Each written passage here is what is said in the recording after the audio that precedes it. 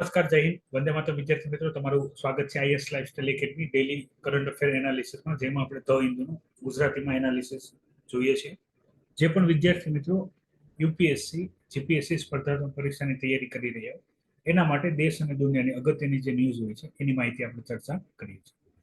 સૌથી પહેલી ઇન્ફોર્મેશન છે એ છે સાઉથ ચાઇના નેશન અને ચાઇનાના ડેપ ટ્રેપ થિયરી વિશે, જેમાં ચાઇના ખાસ બરાબર આફ્રિકા અને એશિયાના દેશોને વધારે પડતી લોન આપે.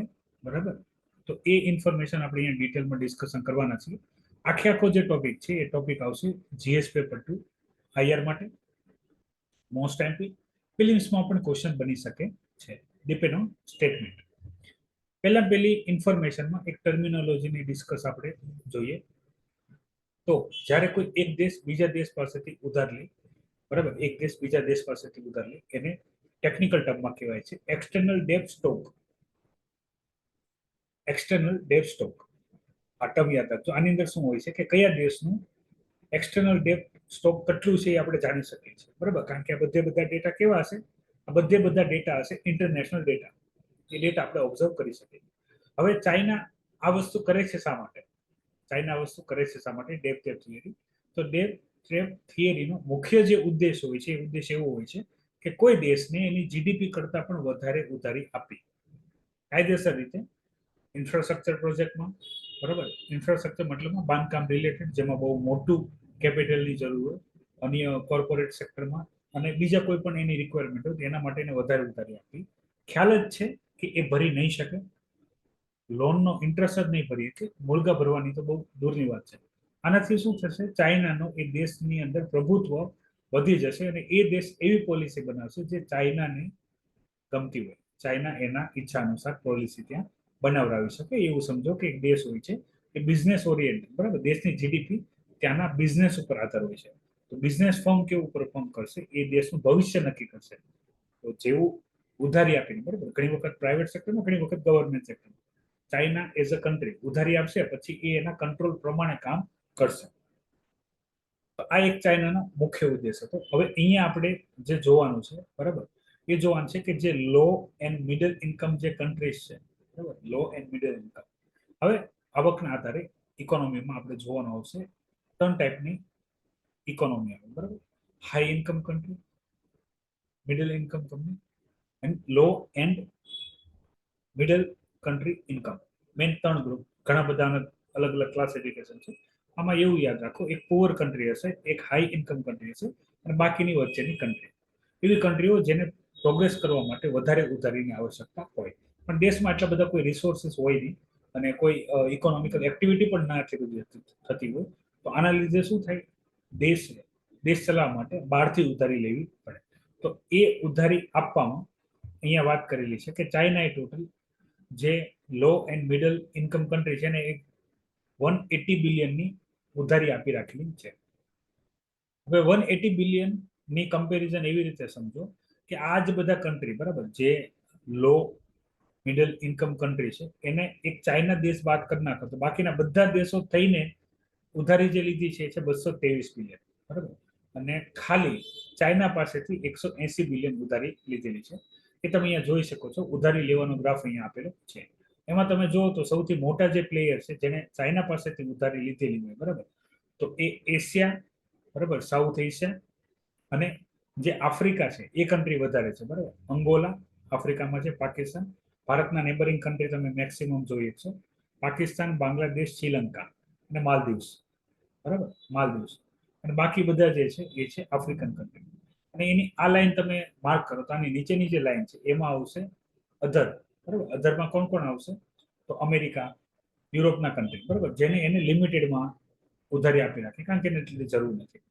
હવે આ કન્ડિશનમાં આ રેસમાં સૌથી આગળ છે પાકિસ્તાન. સૌથી આગળ છે પાકિસ્તાન.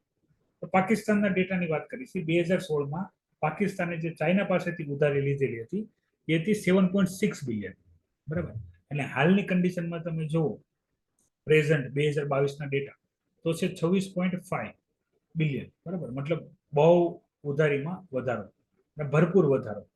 બીજું જે ઇન્કમ જે અહીંયા વાત કરેલી છે, બરાબર, એ છે શ્રીલંકા. તો શ્રીલંકાનું જ્યાં પહેલા 4.6 બિલિયન ઉધારી હતી એ અત્યારે 8.8 બિલિયન થઈ ગઈ છે, મતલબ ઓલમોસ્ટ ડબલ થઈ ગઈ છે.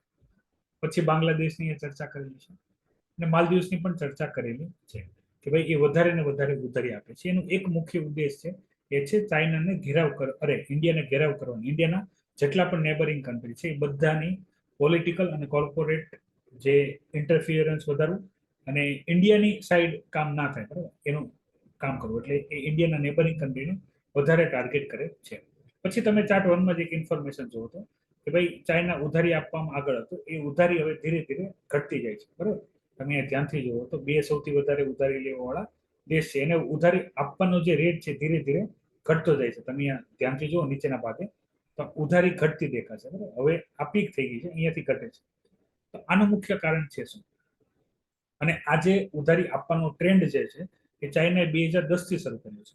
મેન્સમાં ક્વેશ્ચન શું બનશે? મેન્સમાં બે પ્રકારના ક્વેશ્ચન બની શકે છે. ચાઇના આફ્રિકા અને એશિયાના કન્ટ્રીઓને વધારે ઉધારી આપે છે. વાય? તો તમે એક ડેપ્થ થિયરી બતાવશો, બરાબર, કે ભાઈ જે ચાઇના હોય એ કંઈક ઈચ્છતું હોય દેશ પાસે, પછી એમાં એવી પોલિસી બને જે ચાઇનાને ફેવર કરે. એમાં ઇલેક્ટ્રોનિક્સ માર્કેટ છે, બરાબર, પછી ચાઇના વસ્તુ ઇમ્પોર્ટ કરવા વાળી વ્યવસ્થા છે. આ બધામાં વધારો કરવામાં. પછી એક ઇન્ફોર્મેશન એવું બની શકે છે કે ચાઇના જે છે એ ધીરે ધીરે જે ઉધારી અન્ય દેશોને આપતી હતી એમાં ઘટાડો થઈ રહ્યો છે. આનું કારણ છે શું?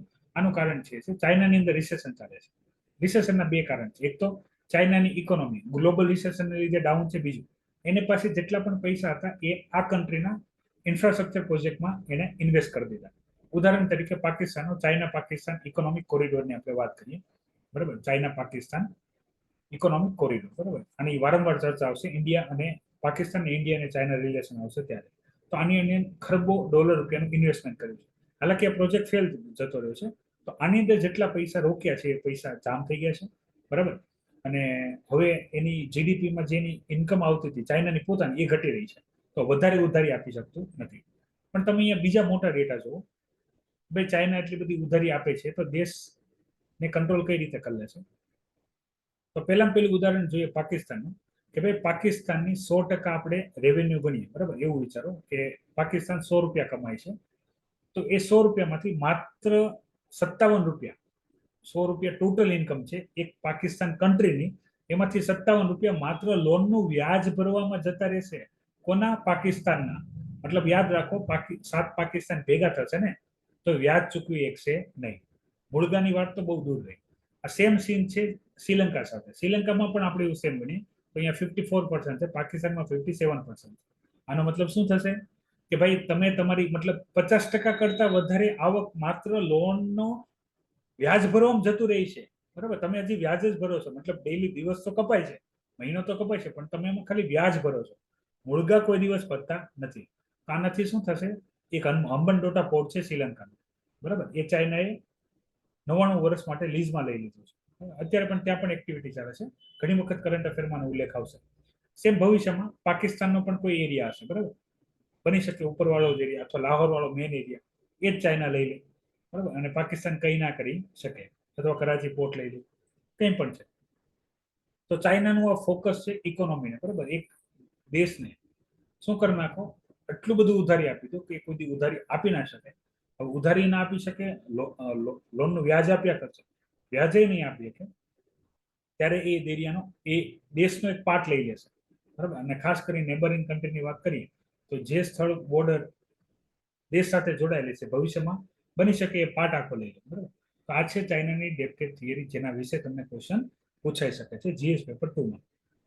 ચાઇનાની જેટલી પણ ઇન્ફોર્મેશન છે એ આપણા માટે સૌથી વધારે અગત્યનું છે, કારણ કે ઇન્ડિયા અને ચાઇનાનું એગ્રેશન જે છે, બરાબર, એ સતત ને સતત વધી રહ્યું છે. પછી નેક્સ્ટ ન્યૂઝની વાત કરીએ, એ ન્યૂઝ પોઝિટિવ ન્યૂઝ છે, એ છે સોલર પાવરની અંદર ન્યૂઝ. યાદ રાખજો, પોઝિશન બહુ વધારે અગત્યની છે. તો ભારત હવે સોલર એનર્જી પ્રોડ્યુસ કરવામાં 3rd લાર્જેસ્ટ પ્રોડ્યુસર થઈ ગયો છે, બરાબર. મતલબ ત્રીજા રેન્ક ઉપર આવી ગયો છે. એનો મતલબ આપણે ત્રીજા રેન્ક ઉપર કોઈ હશે ને પાછળ છોડ્યું હશે, તો ત્રીજા રેન્ક ઉપર પેલા હતું કોણ? તો જાપાન હતું, બરાબર. જાપાન હતું, હવે ઇન્ડિયા છે, બરાબર. એટલે જાપાન 4th પોઝિશન ઉપર આવશે. તો વાત કરી લઈએ પહેલા અને બીજી પોઝિશન ઉપર કોણ છે, તો પહેલી પોઝિશન ઉપર ચાઇના છે અને બીજી પોઝિશન ઉપર યુએસ છે, બરાબર. બીજી પોઝિશન ઉપર યુએસ છે. ઇન્ડિયા હાલમાં કેટલા યુનિટ પ્રોડ્યુસ કરે છે? તો 113 બિલિયન યુનિટ પ્રોડ્યુસ કરે છે, બરાબર. જે આપણે જાપાનને જાપાનને આપણે પાછળ રાખી દીધું છે. પણ હવે આપણે જે સેકન્ડ પોઝિશન ઉપર છે, સેકન્ડ પોઝિશન ઉપર છે યુએસ. બરાબર, યુએસને આપણે જેમ તેમ પાછળ રાખી શકશું નહીં. બરાબર, યુએસને આપણે જેમ તેમ પાછળ રાખી શકશું નહીં, કારણ કે યુએસ અત્યારે આપણે જેટલું પ્રોડક્શન કરીએ છીએ એનાથી 2 ગણું, બરાબર, એનાથી 2 ગણું પ્રોડક્શન કરે છે સોલર એનર્જીની અંદર. બરાબર, તો આપણે એને સરપાસ કરતા આપણને લાગશે ટાઈમ, અને નંબર 1 માટે જ બહુ દૂરી આગળ છે. હવે સોલર પ્રોજેક્ટની અંદર અત્યારે આપણી ડિપેન્ડન્સી અધર કન્ટ્રી પર છે ફોર મેન્યુફેક્ચરિંગ. બરાબર, સોલર પેનલ ભારતની બહાર બને છે, એ આપણે વધારે યુઝમાં લઈએ છીએ, પણ કોસ્ટ ઇફેક્ટિવ માટે બરાબર ભારતની અંદર બને છે એની કોસ્ટ વધારે છે, અને એફિશિયન્સી પણ અલગ છે, ડિફરન્સ છે. મતલબ બહારથી જે સસ્તું આવે છે એની ક્વોલિટી ભારતની અંદર જે બને છે એની ક્વોલિટી કમ્પેરિઝનમાં ફેરફાર છે. બરાબર, તો ઇસ્યુ થઈને આપણે હજી પણ આના મેન્યુફેક્ચરિંગ માટે માની લો આપણે ભારતમાં પણ બને છે, તો રો મટીરિયલ તો આપણે બહારથી નથી લાવીએ છીએ. તો સેલ્ફ મેન્યુફેક્ચરિંગ થાય, પ્લસ જે સોલર પેનલ આપણે જે નાખતા હોઈએ છીએ એની લાઈફ હોય છે 25 વર્ષ, 20 થી 25 વર્ષ, depend on use and capacity and other parameter, કે ભાઈ એની પહેલા અથવા એના પછી ખરાબ થઈ શકે છે. તો ફરીથી આપણે એને શું કરવું પડશે, નવા નાખવા પડશે, તો નવા કેપિટલની જરૂર પડશે. હાલાકી એનાથી બેનિફિટ આપણને ખાસો મળી ગયો હશે, પણ પછી ઈ વેસ્ટની પણ સમસ્યા ક્રિએટ થશે કે આ જે સોલર પેનલ છે આપણે નાખશું ક્યાં.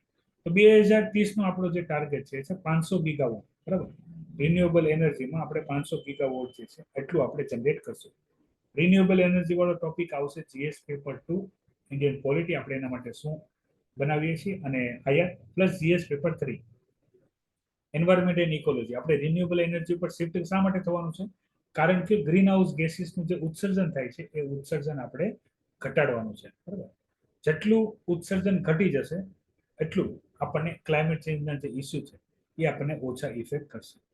વાત કરીએ ઇન્ટરનેશનલ અધર ન્યૂઝની, તો રાફા કોણ છે, મેં તમને રફા એરિયા જે ઇજિપ્ત, બરાબર, અને જે ગાઝાના એરિયામાં એક એન્ટ્રી પોઈન્ટ હતો જ્યાંથી બધા સપ્લાય થતી હતી. બરાબર, જે લાસ્ટ કરંટ અફેર લેક્ચરમાં આપણે ડિસ્કસ કરીએ હતા એની ડિસ્કશન આપેલી છે. તો આ તો 9 મે ધ હિન્દુ એનાલિસિસ. હવે આપણે વાત કરીએ 10 મે ધ હિન્દુ એનાલિસિસ. તો એમાં સૌથી પહેલી જે ન્યૂઝ છે, સૌથી પહેલી જે ન્યૂઝ છે એ છે સુપ્રીમ કોર્ટના ડિસિઝનને લઈને ન્યૂઝ. બરાબર, સુપ્રીમ કોર્ટના ડિસિઝનને લઈને શું ન્યૂઝ છે, સુપ્રીમ કોર્ટે જે અરવલી માઉન્ટેન રેન્જ છે એની અંદર જે માઇનિંગ છે, બરાબર, એ માઇનિંગને સ્ટોપ કરાવ્યું છે. યાદ રાખો, સ્ટોપ કરાવેલું છે, બેન કરેલું નથી. બેન નથી કર્યું, સ્ટોપ કરાવ્યું છે. ક્યાં સુધી, જ્યાં સુધી એને રેગ્યુલેશન કરવાની નવી પોલિસી, બરાબર, નવી પોલિસી ના આવે ત્યાં સુધી, નવી પોલિસી ના આવે ત્યાં સુધી. એના માટે એને ગવર્મેન્ટને આદેશ આપ્યા છે કે ભાઈ ફોરેસ્ટ સર્વે ઓફ ઇન્ડિયા એક રિપોર્ટ તૈયાર કરો. રિપોર્ટ તૈયાર કરવાનું જે મુખ્ય કારણ છે અરવલી હિલ્સમાં માઇનિંગ કરવા માટેની જે ડેફિનેશન છે દરેક રાજ્ય વાઇઝ અલગ અલગ છે. આનાથી જે પ્રભાવિત રાજ્ય છે એ છે 4: દિલ્હી, રાજસ્થાન, હરિયાણા અને ગુજરાત, જેમાં અરવલી હિલ્સ પ્રેઝન્ટ છે. બરાબર, આમાં ટોપિક જીઓગ્રાફીનો થશે, પણ સુપ્રીમ કોર્ટનું વર્ડિકને લીધે આ જે ટોપિક છે GS paper 2 Indian polity, Indian judiciary system, અને પછી આવશે GS paper 1 geography, world geography and Indian geography. તો ઇન્ડિયન જીઓગ્રાફીમાં અરવલી રેન્જ. તો અહીંયા એક બહુ ખાસ ઉદાહરણ અહીંયા પ્રસ્તુત કરું છું. સુપ્રીમ કોર્ટ એને શું કીધું છે, અમે માઇનિંગને બેન નથી કરતા. મોસ્ટ ઓફ કેસમાં આપણે એવું જોઈ શકીએ છીએ કોઈ પણ વસ્તુને અટકાવવા માટે બેન કરી દેવામાં. તો બેન સુપ્રીમ કોર્ટે બેન એટલા માટે નથી કર્યું કારણ કે સુપ્રીમ કોર્ટે એવું કીધું જો અમે બેન કરી દઈશું તો ઇલીગલ માઇનિંગ થાય છે. બરાબર, સૌથી વધારે અરવલી હિલ્સમાં ઇલીગલ માઇનિંગ જે છે એ રાજસ્થાનમાં થાય છે. બરાબર, અને જો આપણે એને બેન કરી દઈશું તો ઇલીગલ એક્ટિવિટી છે વધી જશે. તો માઇનિંગ વાળા કેસ સ્ટડી પણ જીએસ પેપર 4 માં પૂછાતા હોય છે. બરાબર, તો એની અંદર આ રાજસ્થાન વાળું ઉદાહરણ આવશે. તો અહીંયા બેન કેમ નથી કર્યું, તો મેં તમને પહેલેથી કીધું કે બેન કરશું ઇલીગલ એક્ટિવિટી વધી જશે. જેમ કે 2 ઉદાહરણ આપું. સૌથી પહેલા બિહાર, જેમના નવું લીકર, બરાબર, આલ્કોહોલ બેન કર્યું છે. તો આ કેવું છે, આલ્કોહોલ બેન જે છે એક ઓફિશિયલ સ્ટેટમેન્ટ જેવું થઈ ગયું છે. હકીકતે ગ્રાઉન્ડ લેવલ ઉપર આલ્કોહોલ મળે જ છે, બરાબર, પણ ઇલીગલ પેલા જે ખર્ચ થતો હતો એનાથી વધારે થવા લાગ્યો. સેમ ગુજરાતમાં પણ દારૂબંધી છે. બરાબર, ગુજરાતમાં શું છે, દારૂબંધી છે, છતાંય ગુજરાતના હરેક એરિયામાં ફ્રીલી આલ્કોહોલ કન્ઝમ્પ થાય છે. બરાબર, તો આનાથી શું થશે, કોઈ પણ વસ્તુ તમે બેન કરી દો જેની માર્કેટમાં ડિમાન્ડ હોય તો એનું ઇલીગલ એક્ટિવિટી શરૂ થઈ જશે બહુ મોટા પાયે. બરાબર, અને એનું શોષણનો ભોગ કોણ બનશે, તો પ્રજા જ બનશે. તો આ ખાલી એટલી ન્યૂઝ પહેલા યાદ રાખજો જે ન્યૂઝની અંદર ચર્ચા કરેલી છે કે ભાઈ જે માઇનિંગ છે, બરાબર, એ ખાલી અટકાવેલું છે. પછી બીજા ટોપિકની જે આપણે અહીંયા વાત કરવાની છે ટોપિક છે સાયબર સિક્યુરિટી. જીએસ પેપર 3 માં આવશે. ઇન્ટરનલ સિક્યુરિટીનો ટોપિક એની અંદર આવશે સાયબર સિક્યુરિટી. અહીંયા બેઝિકલી સાયબર સિક્યુરિટીની જે વાત કરી છે એ છે એઆઈ ઇન્ફ્લુઅન્સ, બરાબર, એઆઈ થી ઇન્ફ્લુઅન્સ. અહીંયા પેલા આખે આખો ઇન્સિડન્ટ શું કહેવા માંગે છે એ હું તમને જણાવી દઉં છું, પછી આપણે એની ઉપર ચર્ચા કરીએ અને એના ઉપાય આપણે જોશું આનાથી બચવા માટે આપણે શું કરી શકીએ છીએ. તો એક લેડીઝ, બરાબર, અહીંયા ઉદાહરણ આઉટ ઓફ કન્ટ્રી યુએસનું છે કે એક લેડીને કોલ આવેલો હતો કે ભાઈ તમારું કોઈ પણ જે સન કે ડોટર છે એનું કિડનેપ થઈ ગયું છે. અહીંયા ડોટરનો ઉલ્લેખ કરેલ છે. હવે ડોટરને કિડનેપ કરેલી છે એવું કીધું શા માટે? હકીકતે કિડનેપ નતું કરેલું, પણ એ કોઈ જગ્યાએ ટ્રાવેલિંગમાં ગયા છે, ત્યાં ફસાઈ ગયા છે, ત્યાં આવવામાં વાર લાગવાની હતી, બરાબર. અને એનો ફોન કોન્ટેક્ટ થઈ કે હતો નહીં. તો એની શ્યોરિટી કરી લીધી હતી કોને? જે ફેક કિડનેપર છે એને. અને એને કોલ કર્યો એઝ અ કિડનેપર, બરાબર, કોને? એના પેરેન્ટ્સને. અને કીધું કે ભાઈ તમારી ડોટર જે છે કિડનેપ છે. અને એના ડોટરનો સેમ અવાજ બનાવ્યો, બરાબર, એઆઈ ના મદદથી. અત્યારે આવે ને એવું એઆઈ, આપણે બહુ વેલ નોન પર્સનાલિટી હોય, દાખલા તરીકે નરેન્દ્ર મોદીજી છે, કોઈ સિંગર છે, એનું સેમ તમે એઆઈ વોઇસ બનાવી હતો, બરાબર. તો એના ડોટરનો વોઇસ બનાવી એમને સંભળાવીને પૈસાની ચોરી કરી છે, બરાબર.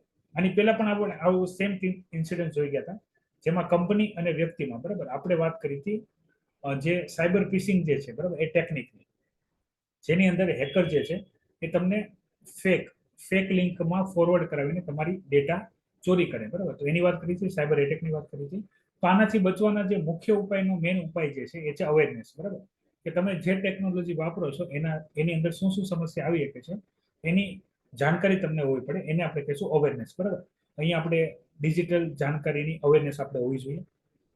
આની સિવાય પણ તમે એક રેગ્યુલર કેસ જોયા છે જે ગુજરાત અને ભારતમાં પણ થયા છે, એ છે કે તમારા જ રિલેટિવ, મતલબ તમારા ભાઈ બહેન, મમ્મી પપ્પા, તમને કોલ કરીને પૈસા ગૂગલ પે કરવા કે, બરાબર, સેમ વોઇસમાં, અને તમે કરી પણ આપો વગર વિચારે કે ભાઈ આ એના બીજા કોઈ નંબર છે. હાલાકી એવું કહેશે કે અમારા ફ્રેન્ડનો નંબર છે, મેં મારા ફ્રેન્ડના નંબરથી ફોન કર્યો, મારો નંબર બંધ છે અથવા સ્વિચ ઓફ છે ફોન, કંઈ પણ, બરાબર, અને મારે પૈસાની જરૂર છે, તમે મારા એકાઉન્ટ મારા નંબરમાં ગૂગલ પે કરી દો.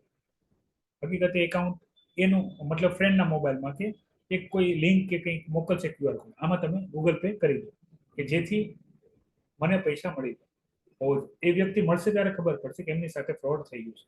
તો આ પ્રકારના જેટલી પણ મતલબ જેટલું આપણે ડિજિટલી આગળ વધતા જઈએ છીએ એટલી નવી સમસ્યા ક્રિએટ થતી જાય છે. તો એમાંની વન ઓફ ધ પ્રોબ્લેમ એ છે ડિજિટલ અવેરનેસ. આપણે આપણી જે સેફટી છે એ પોતે વિચારીને કરીએ. હવે આની અંદર હું તમને એટલું જ કહીશ કે ગમે એટલો સમજદાર વ્યક્તિ હશે, બરાબર, એ લોકોનું ઝાડ જ એવું હશે ટેકનોલોજી, જે ટેકનોલોજી તમને નથી ખબર એમાં તમને ફસાવાની વ્યવસ્થા. તો તમે કોઈ પણ વસ્તુ ડિજિટલી ઓપરેટ કરો તો એની અંદર શું નુકસાન થઈ શકે છે એ પહેલા જાણો, એ રીતે કામ કરો, બરાબર. મોસ્ટ ઓફલી કેસમાં આ બધી જે એક્ટિવિટી હતી એ પેલા બેંક એકાઉન્ટ સુધી લિમિટેડ હતી, બરાબર. તો જે પણ એકાઉન્ટ ઓનલાઈન હોય, બરાબર, જેમાં ઓનલાઈન પેમેન્ટ થઈ શકતા હોય, એમાં બનતી કોશિશમાં તમારા યુઝ અનુસાર, યુઝ મતલબમાં તમારો ઓછો યુઝ હોય તો 5,000થી ઓછી અમાઉન્ટ રાખો, અને મતલબ તમારું ટ્રાન્ઝેક્શનની કેપેસિટી કેટલી, જે ઓનલાઈન એકાઉન્ટ હોય એમાં બનતી કોશિશમાં પૈસા ઓછા રાખો, બરાબર. અને એક એવું એકાઉન્ટ રાખો જે ઓનલાઈન ના હોય, ઓફલાઈન જ હોય. તો એની અંદર તમે તમારી સેવિંગ્સ રાખો, બરાબર, કે જેથી એનું એક્સેસ કોઈ ન મળે. બીજું, તમારો મેન જે ઈમેલ આઈડી હોય, જે હરેક જગ્યાએ તમે યુઝ કરતા હો, એ કોઈ દિવસ બેંકમાં યુઝ ના કરો, બરાબર. મોબાઈલ નંબરમાં ઓટીપી આવશે, ઓકે, ઓટીપીનું સેટિંગ હોય છે, બરાબર, ઓટીપીનું સેટિંગ હોય છે, પણ તમે તમારી જે પર્સનલ ડિટેલ યુઝ કરતા હો, બહુ પર્સનલ, એટલે બે વસ્તુ રાખો, એક ફૂલ્લી પ્રાઇવેટ અને એક પબ્લિક. મતલબ એવી તમારી ઇન્ફોર્મેશન જેમાં તમે પર્સનલ જગ્યાએ આપતા ઇન્ફોર્મેશન બીજે યુઝ ના કરી, જેમ કે કોઈ તમારું ઈમેલ આઈડી થઈ ગયું, મોબાઈલ નંબર કોમન હોઈ શકે, બરાબર. પણ મોબાઈલ નંબરમાં મેં તમને એ રીતની વાત કરી છે કે તમારું બેંક એકાઉન્ટ જે ઓનલાઈન હોય એમાં તમારો એક એક એક નંબર રાખો જે રેગ્યુલર તમે યુઝ કરતો, એની સિવાયની જગ્યાએ જે ઓનલાઈન નથી ના તમારા નંબરની જરૂર નથી. તો ત્યાં ઈમેલ આઈડી પણ યુઝ ના કરો અને કોઈ અધર મોબાઈલ નંબર યુઝ કરો, બરાબર, જેથી તમને ઇઝીલી ટ્રેસ કરી શકે નહીં આ બધી ચોરી કરવા માટે. મોસ્ટ ઓફલી કેસમાં અનનોન લિંક આવતી હોય છે આ બધામાં, મેસેજમાં, વોટ્સઅપમાં, બરાબર. ફ્રીના નામે કોઈ પણ લિંકોમાં ક્લિક કર્યા કરો નહીં. પબ્લિક વાઈફાઈનો પણ યુઝ ના કરો, પબ્લિક ડિવાઇસીસનો પણ ઉપયોગ ના કરો, બરાબર. જે વસ્તુ તમારી નથી એનાથી દૂર રહો, બરાબર, કારણ કે ચોરી લૂંટફાટ આ રીતે જ થતી હોય છે, બરાબર. ચોરી અને લૂંટફાટ જે છે એ આ રીતે થતી હોય છે.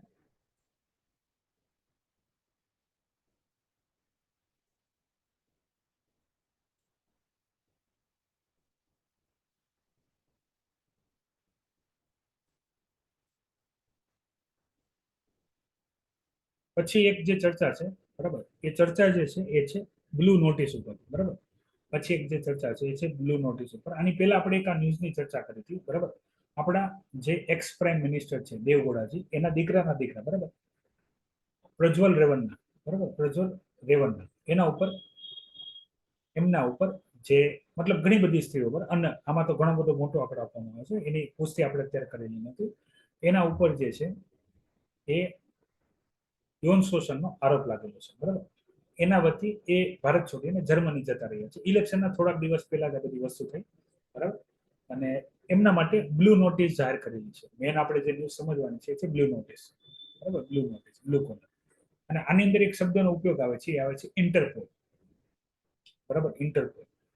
બેઝિકલી ઇન્ટરપોલ છે શું, તો અહીંયા યાદ રાખો, જે કન્ટ્રી હશે, બરાબર, એક કન્ટ્રી, કોઈ વસ્તુ કન્ટ્રીની અંદર થયેલી હોય અને આરોપી કન્ટ્રીની અંદર હોય તો એ ભારત સંભાળી લેશે, બરાબર. પણ જ્યારે કોઈ વ્યક્તિ મતલબ ભારત છોડીને અન્ય દેશો, અમેરિકા, યુકે કે ભાઈ જર્મની, આ જગ્યાએ જતા રહેશે અને ત્યાંથી એ વ્યક્તિની કોઈ ઇન્ફોર્મેશન જોતી હોય, તો અહીંયાથી આપણે ઇન્ટરપોલથી ને કનેક્ટ કરશું. ઇન્ટરપોલમાં ઘણા બધા કલરોની આપણે નોટિસ આપી છે. એમાં સૌથી વધારે અગત્યની છે રેડ નોટિસ, બરાબર. મોટા ક્રિમિનલ માટે આપણે રેડ નોટિસ ઇસ્યુ કરીએ ઇન્ટરપોલની. પછી આવી યલો નોટિસ.